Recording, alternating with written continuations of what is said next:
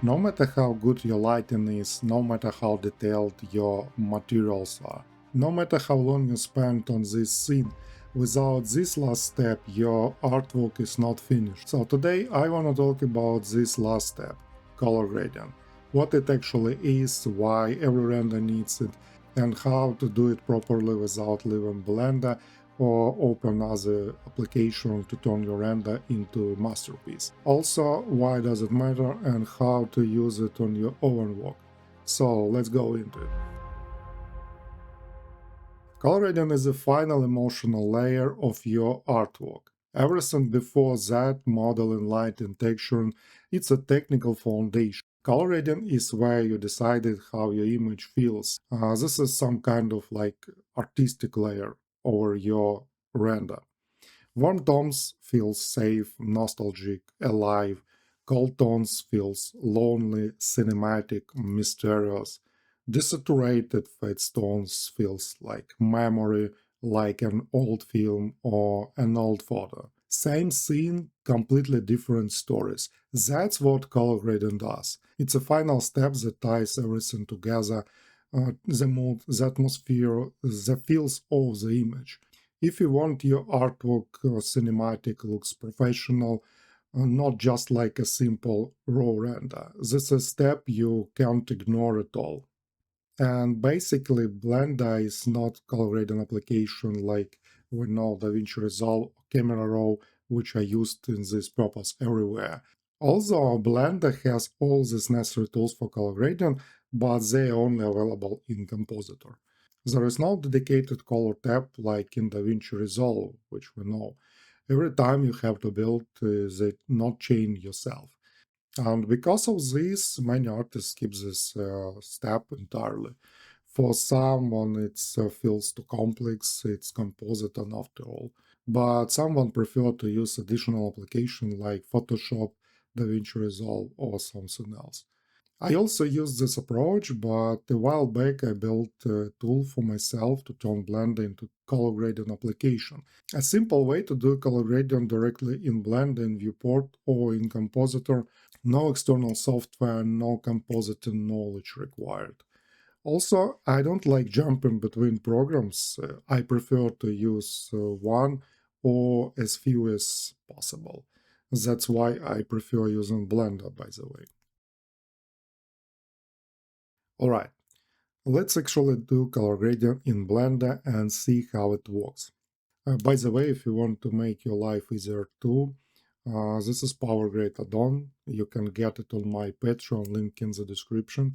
There are two options. You can buy it directly, or you can just subscribe to my Patreon to support my channel and get this add-on. Check out the information on my Patreon, link in the description. So, to use this add-on for color gradient, I just open the slide bar, and here I have all the tools ready to work.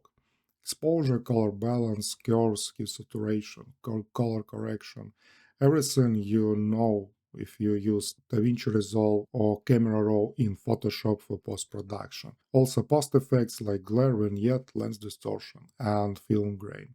So I can adjust all settings and see the result immediately right here in 3D viewport in real time. Or it also works in Compositor. And actually, to talk about color gradient properly, I'd better to go to Compositor because here I have the most important tool for color gradient, scopes. Scopes are our eyes for color gradient. You can't always trust your monitor. Different screens show color differently. Scopes show you the truth. We also have a histogram here, but for working with color, I need the waveform and the vector scope. The waveform shows the luminance, the brightness level of the image. Bottom to top is the range from 0 to 1, from pure black to pure white. The bottom line is the black point and the top line is the white point. Our goal is to keep our image within this range. For example, if I move the leaf down, we can see everything drops down on the waveform. Or if I raise the leaf up, we can see the black point goes up. And all of this is reflected on the image. So as I said, our goal is to stay exactly within these bottom and top lines. The ideal waveform position, nothing stuck at the bottom, nothing stuck at the top. When the signal clips the bottom, it means the shadow is completely crushed. Pure black, no details, no information at all. We can say this is like black hole. Sometimes we can allow some exceptions if we really need to push the black point down somewhere, but we can still see that's not fully clipped here. There is still some range there. Now let's work with color. And we can work with color using color balance first. This is the classic three-way color correction, the same tool you can find in DaVinci Resolve or Camera Raw or in every professional grading application. We have lift for shadows, gamma for midtones or overall color tone, and gain for highlights, and each has its own color wheel. We can rotate the overall gamma using the color wheel here, essentially repainting the overall tone of the image. So the overall color mode of the image happens mainly here in gamma. It affects the largest tonal range. At the same time, we can also work separately with black point, add specific color to the shadows, or do the same to the highlights using gain. This is something we should not allow. We can already see here, if I push it like this, that everything is stuck hard at the bottom. And we can see it here, absolute darkness, the whole. Where the signals is fully clipped at zero, there is no information there, nothing to recover, nothing to work with. So we raise it until the graph shows at least something like this. This is our maximum for this particular render. We can also work with color using RGB curves, and the curve works differently from color balance. Instead of separate wheels for shadow, midtones, and highlights, here we draw the exact tonal response we want. The left side of the curve is a black point, the right side is a white point. So push the bottom down, pull the top up, classic S curve, and add more contrast to the render. We can shape it however we need. Again, all of this is reflected on the waveform, which we should always be watching. We can also work locally with each color channel individually, red, green, blue channel separately. This is more precise than color balance. For example, I can pull the blue curve down at the black point and push it up in the white point. This gives me cooler highlights and warmer shadows. Or I can do it in opposite way.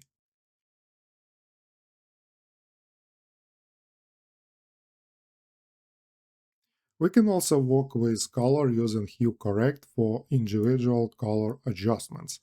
This is where we target specific color in the image, not the whole picture, just one selected color range. For example, we can raise the saturation just to the yellow color. And we can see this is where the vector scope comes in. The vector scope is circular graph. The center is the zero saturation. The further from the center, the more saturated the color. So using Hue Correct, we can shift specific color to the opposite side. For example, push our yellow closer to red. We can see the yellow cluster on the vector scope rotating towards the red zone. So essentially, by changing the hue of specific tone, we are repeating the color locally, each color separately without touching the rest of the image. So if you need to use a specific palette, specific color scheme, we can always pull certain colors towards where we need them. For example, if I want to create a teal and orange look, on vector scope, a clean teal and orange grade means the warm tones, orange and yellow, sit on one side, and the cold tones, teal and blues, sit on opposite side. For example, now I can see the green is falling out of the correct position, correct direction, Everything should be along this axis. We nudged it a little bit towards the blue color. Then we can bring up the value a bit for this selected color. And also saturation. Saturation stretch on the entire vector scope plot outwards from the center. The closer to the center, the less colorful the image. If I lower the global saturation, we can see everything collapse towards the center. But we should not allow hard clipping at the outer edge, or which means colors are going beyond the acceptable color range of the color space we are working in. The graph shows us the maximum range we should stay within. So this is how we build different color schemes using just basic sets of tools: color balance, RGB curves, and Hue Correct for local color work. The rest are general color correction controls: exposure, brightness, contrast. We can lift the shadows a little bit and add some more contrast. By the way, you may see even on this desaturated grade, even though it looks visually desaturated, on the vector scope we can see that colors is still present here. The clusters are close to the center, but they are not at the center. It's not a black and white image on the vector scope. That's an important thing to understand. Visually desaturated does not mean colorless. The vector scope tells us the truth. So, we can pull the global saturation down a little bit to pull everything closer to the center. And I don't like this yellow, so it shifted too far into red. Let's go to hue and pull it back. Maybe bring up the value a bit more. Yeah, something like this. And also, this add-on includes additional post effects, as I said. We can add glare, lens distortion, vignette, and film grain. And with just a few adjustments, we already have a cinematic result. But one of the most powerful features in Power Grade is that you can create multiple grades at the same time. Each grade is completely independent setup, its own exposure, own curves, its own color balance, everything. So you can switch between them instantly using this drop menu. For example, I want to try both a warm and cold tone in the same render. You can simply duplicate the current grade, make a copy, and continue working with it while the original grades stay completely untouched. And you can compare both versions and decide which one works better for you. And if you don't like one of them, just delete it. So I have my first grade here. I can create a second one, press plus, and start from the blank canvas completely fresh grade. Or I copy a grade as a base and push it in the different direction. Maybe colder, maybe blue in shadows, lower saturation, more contrast. Different look, one render, and nothing is ever lost. Before, I used Photoshop and Camera Raw for this kind of work, but now I can do all of it directly in Blender, and I don't need Photoshop or Camera Raw at all anymore. And also in this add-on you can create assets. This works in Blender 5. As you remember, Blender 5 introduced the asset shelf in Compositor, so we can use it with Power Grade, which can save any grades as a preset and reuse it in other projects. You can see I already saved some assets here for working with this scene, and when you have a grade you like, save it as an asset. It saves into current file, of course, but you can export it to another file and use it in a asset shelf through your whole Blender files. I covered all this in more details on my Patreon, how it works, how to save assets, and how to use them in your other projects. It's open, so anyone can go check it out, read through the details, and watch the video. Link in the description. And one more thing I want to show you. All of this also works in real time, directly in 3D viewport where we started.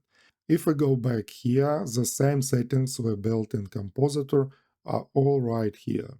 We can grade our scene, our artwork, right inside 2D space. And this is actually really useful because the real-time viewport compositor in Blender is noticeably faster than the standard compositor. So you can set your color gradient right here while you're still working in 3D scene and see the result instantly. There is one thing to keep in mind though, some effects like vignette or glare behave slightly differently in 3D viewport compared to the compositor. So my usual workflow is I do color gradient, color balance curves, hue correct here in viewport while I work in. Then, after rendering, I go to compositor to fine-tune the post effects, because there everything works exactly as it will appear in the final render. So a good approach is to set the color direction in 3D viewport, then finish the post effects in the compositor after the render. This is what color gradient does, and this is how it works in Blender. Render it's not the final result, it's a base. Everything you see in professional CGI and films, games, that polished cinematic, emotional quality that comes from what happens after the render. Color gradient is where the image stops being technically correct and starts being visually powerful. The lighting sets the direction, the materials build the surface, but color gradient is what ties everything together into simple feeling. It's a difference between an image that looks good and an image that make you feel something.